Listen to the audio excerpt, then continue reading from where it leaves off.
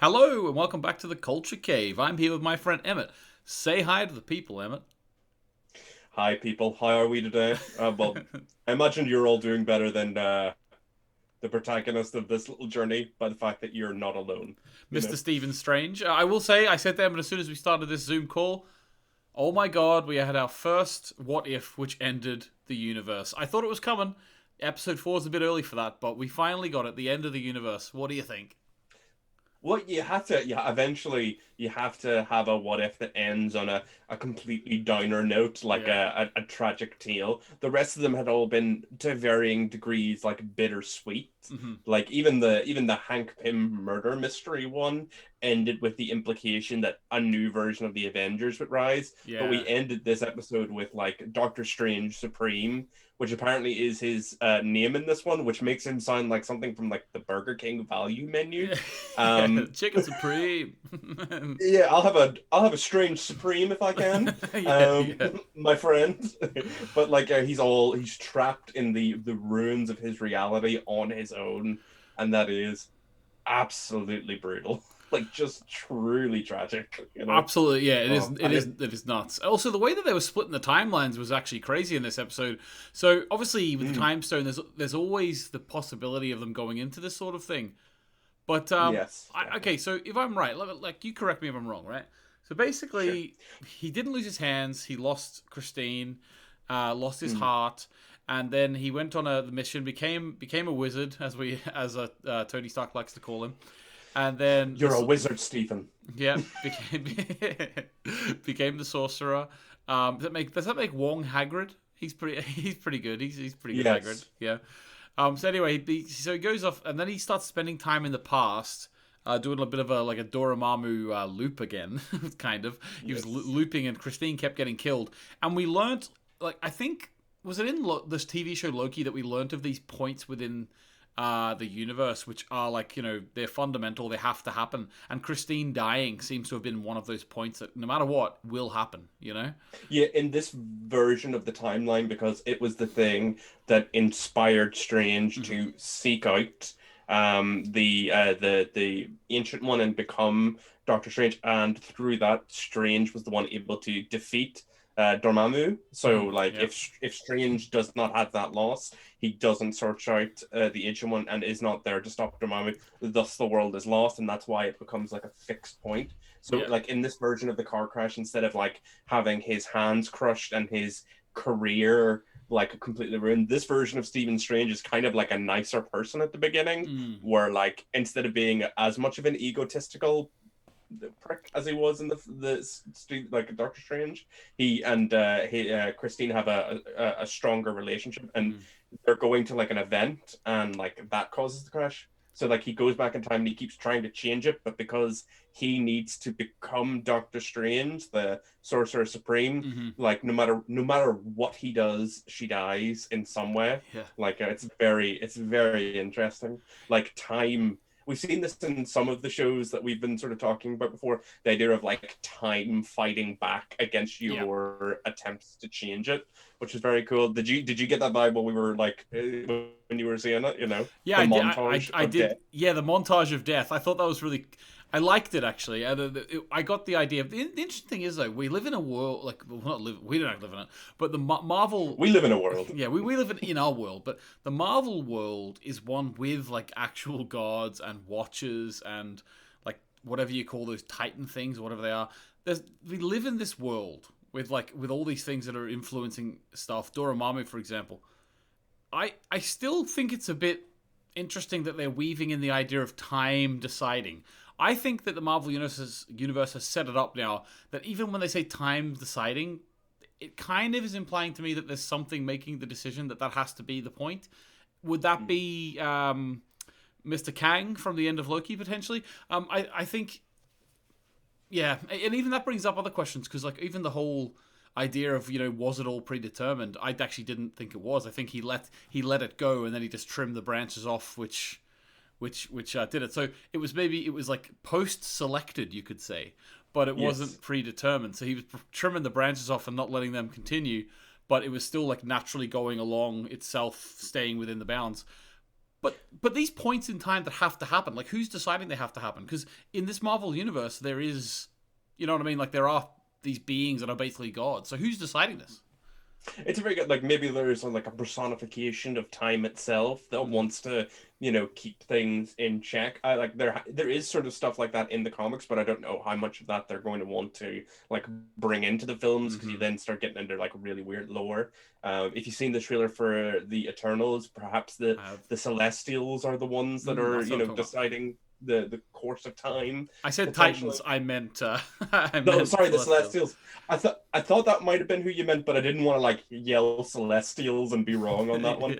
But like perhaps that's them. You know, maybe that's their decision. But it's very funny that we're watching this what if, where like he can't change this point, even though we know there's a timeline where like Christine doesn't die and he Mm-hmm. still becomes. It's like we have the knowledge that could help him save That's Christine, true.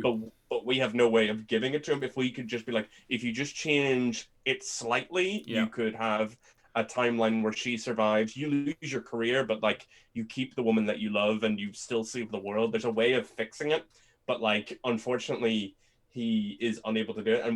And I possibly just because I was talking a lot with friends at the time about, you know, the journey of like Anakin Skywalker, but Mm. this version of Strange sort of reminded me of that, of like a good man who, you know, sort of gives into dark powers and temptations Yeah. with like a very relatable desire of wanting to save someone that they love and not being able to let go, to the point where it ends up ruining almost everything for them. Like it leaves them in a much worse place than like Oh, they started oh off. yeah, 100%. Like even at the end, whenever he finally got her back, like look, it was really the idea because he wasn't in his own like human form when he finally got her back, and she was like afraid of him, and he was like Yeah. 100 different animals in one or beings in one, and like and she was like frightened of him, and it just shows you like look at the beast he's become in order to bring her back. Like she, Yeah. although she's back, he's not the same person anymore, and yeah, so that was actually really interesting. What did you?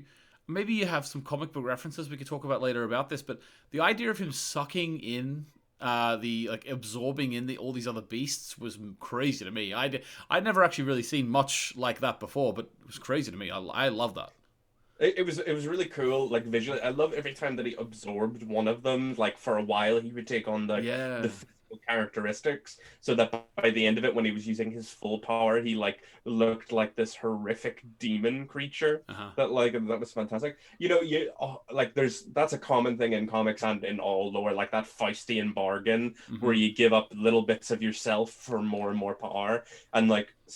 Strange was doing that over like the centuries, and like losing bits and bits of part of him. I find it quite funny because like the main like physical conflict in this is between Strange Supreme Yeah. and a different version of himself that the Ancient One breaks off. Yeah. I kind of wonder what the Ancient One's plan was, because she was like, she knew he was going back to get a lot of power, so why did she take like a much weaker version of Strange and be like, now you fight yourself, you can Yeah. do it. It's like, It's a did she know this was gonna happen? Like, did she, Yeah. you know?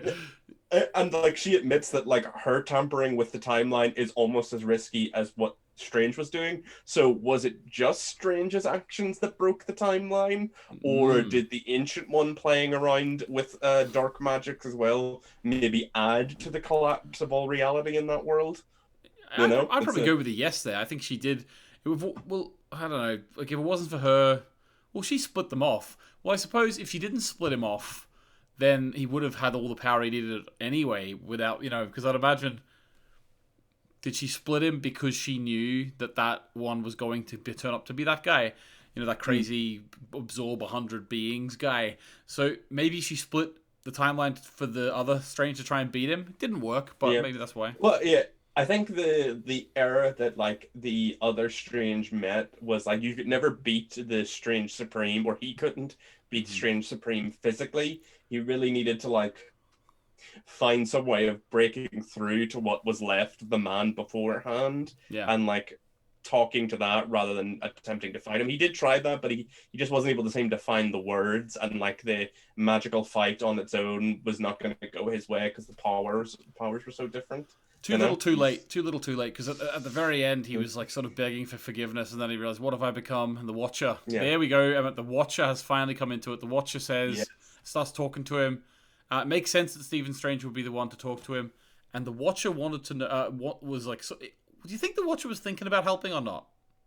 I think so. In the comics, Uatu is he's a bit of an infamous figure within the Watchers community because they all have this rule of non-interference, Hmm. and Uatu has bent that rule a Hmm. lot in the past.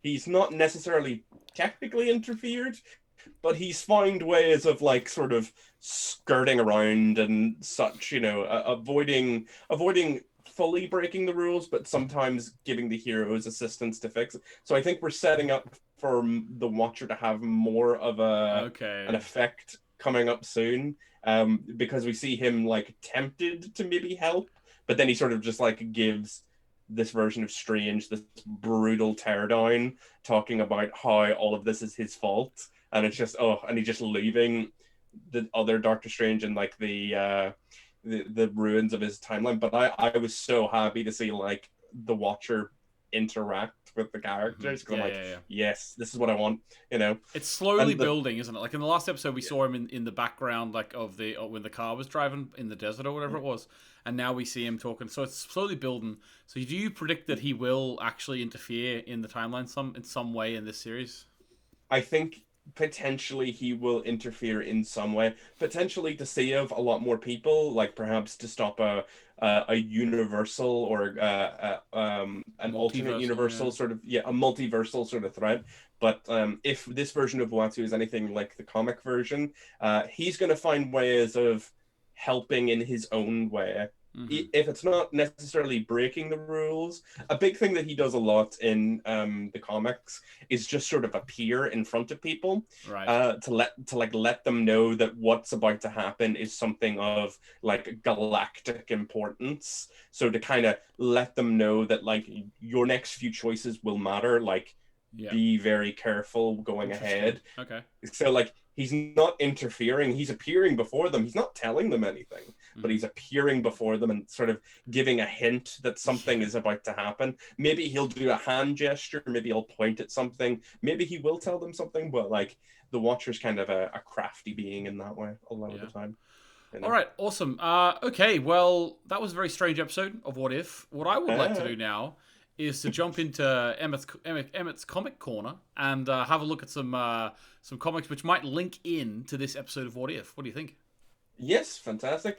Before we get into the comics, I just want to say that this also reminded me of a Doctor Who What If. Oh. There's this company called Big Finish Productions who releases audio dramas for Doctor Who, and they had a short-lived series called Doctor Who Unbound, which were Mm. essentially sort of what if productions of like Doctor Who. And there was one called He Jests at Scars, which is a reference to Shakespeare, I believe. Mm. Um, but it was basically an alternate dark version of the Doctor. The Valyard took over the Doctor's life, and much in the same way that this version of Strange Yeah. ruined all of time by trying to amass more power, this version of the Doctor did the same thing and ended up in a similar fate, trapped in a broken universe, pretty Mm. much on his own. And that was the thing that most sort of reminded me of. Oh, But cool. on the note, but then on the note of comics, Doctor Strange has been in a lot, but oftentimes the biggest what if around Doctor Strange is regarding his title, because oftentimes it's about someone else ascending to the role of Sorcerer Supreme. Okay. You know, yeah, so there's a lot of interesting figures in the what if sort of pantheon have taken it up. We've had some more simple ones like what if Doctor Strange had not become the Master of the Mystic Arts, where his rival Baron Modo instead becomes the Sorcerer Is Supreme. that Chiwetel Ejiofor's character in the film? Yes, Mm-hmm. yes, it's him in the Marvel films. So instead of Strange becoming the Sorcerer Supreme, Mm-hmm. it's Mordo instead. Another one which is very entertaining and one of my personal favorites. What if Doctor Doom became Sorcerer Supreme? As Doctor Doom is an incredible mystic in the Marvel universe and oftentimes touted for a potential at taking the title. I will say Um, about that, right? Okay, Emmett. mhm. I have heard a lot about Doctor Doom. Oh, he's great. My only reference for Doctor Doom is the first Fantastic Four film. So I am very, very excited for the phase of Marvel where Doctor Doom's the big bad guy. It's got to be there. Oh, me too. Because I don't really know much about him, so I'm going to be going into it very fresh, to be honest with you. And all I hear about him is he's one of the best Marvel villains of all time. Not even, and sometimes he's not even a villain. Yeah, he's a very interesting character. Honestly, to go properly in depth on Doctor Doom as a character, we'd have to do a whole separate video to talk about him and his history. But he is one of the most enduring figures within Marvel lore, and can as much times be an ally as an enemy in certain situations. But like, no matter when he's about, he's usually one of the most interesting characters in the room, which is great. Okay, You know, awesome. so he's definitely worthwhile. And then some very quick fire ones here. Magic of the X-Men becoming the Sorcerer Supreme. That's from one of our more recent What If series. Oh, It's quite brilliant. a fun little one. And then I'll bring out one. I'm going to hold off on one of the Sorcerer Supreme ones because I think it will be the most interesting, and bring up another time where instead of becoming the Sorcerer Supreme, Stephen Strange became something slightly different. Okay. Instead of going down the mystic arts, he went down the martial arts instead, and he became a master assassin slash ninja, and was the tutor slash master of Daredevil, which is a very unusual sort of what if situation. But basically, the fracture point is, instead of going down the mystic arts, he decides to sort of train and become instead of a healer, he's now a breaker of bones, so to speak. He Which is finds very nice. he finds a different temple. Yes, a very different temple. And the one I think that you might find the most interesting, and it was personally one of my absolute favorites, is what if Tony Stark became Sorcerer Supreme? Whoa. Okay. So he Yeah. actually, so he would have to go and train up the same way Stephen Strange did. So yeah, the change in the history is quite similar to what happened, but sort of mixes the two characters' histories. So basically, in this version of the timeline, Stephen and Tony are friends, Mm-hmm. and they're both bad with alcohol. They both have alcohol problems. And on the fateful night that the crash happens and robs Stephen Strange of his ability to perform surgery, it's Tony who is driving the car instead of Oh. Stephen.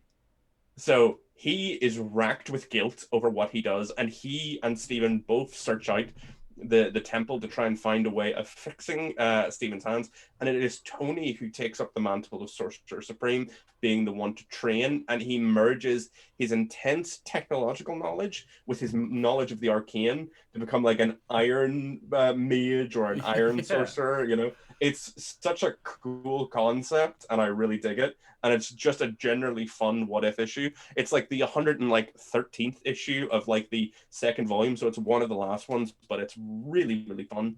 And like Yeah. That's interesting. I would love to see, maybe, because I feel like that's one of those ones that could be adapted into the sort of Marvel TV show What If, Yeah. by like you could easily sort of have them know each other and both be sort of in a similar situation and have a sort of Iron Mage situation. I think it could be very interesting, but that's a fun little What If, and one I wanted to end on because it's an interesting thought. Yeah, that is nuts. Actually, like the idea of a a lot of those ones were what if this person became this person, but for Tony Stark, it is really like what if he had both people's powers? Like what if he had the Yeah. technological ability with the Iron Man suit and stuff, as well as being the mage? That would be pretty cool, to be honest with you. A bit overpowered for Oh yeah, this stage. yeah, he would be one of the most powerful people like in the world, bar none.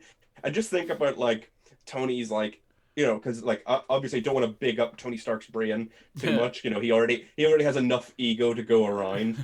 But like imagine having his like technological inventiveness and that like sort of sorcerer's background. He would be conducting all sorts of interesting meshes between technology and magic. I would just be fascinated to see what they could do with that. It's one of my personal favorite what ifs, just because at the end of it, it just leaves so much room open for like potential to come back to that kind of world and see what happens. Imagine he created Ultron, but it was more like an Ultron, like as if he was like a Warforged from D&D. Oh, don't you even tempt me with these things. Oh, you're speaking my language. I love the sound of that already. Like an arcane Ultron. Yeah. Oh my God. Marvel, hire us. We will write this for you. We're 100% down for it, you know? Yeah, exactly. Oh God. Right. Well, there we go, Emma. Thanks very much. I'm looking forward to the next episode. Again, I don't know anything what it's about. Have you seen what this one's about yet? No, I do my best to avoid Yeah. all knowledge of the next episode before I see it. I want to be surprised, but we know we're already halfway through the series, so we Hmm. do know that there is at least two episodes from the trailer that we have not seen sort of pop up yet Okay. that I'm curious about. So there's the zombies and the Killmonger and Tony Stark related story. So Yep. Yep. I'm wondering when those are going to come into it, but Yeah, we'll I, see I we'll do see what expect comes. I do expect at some point we are going to get some crossover because if the Watcher is coming into it more, I sort of imagine that we're going to start seeing some of these stories melding together because the A Watcher is multi seeing them all. You know? a multiverse, a multi universal Avengers, perhaps. I Oh don't know. that'd be cool. Like Yeah, all the random ones that like this version of Strange. You could have Captain Carter. You could yeah. have Star Lord, who is T'Challa. T'Challa is Star Lord. You could have them all. That would be really cool.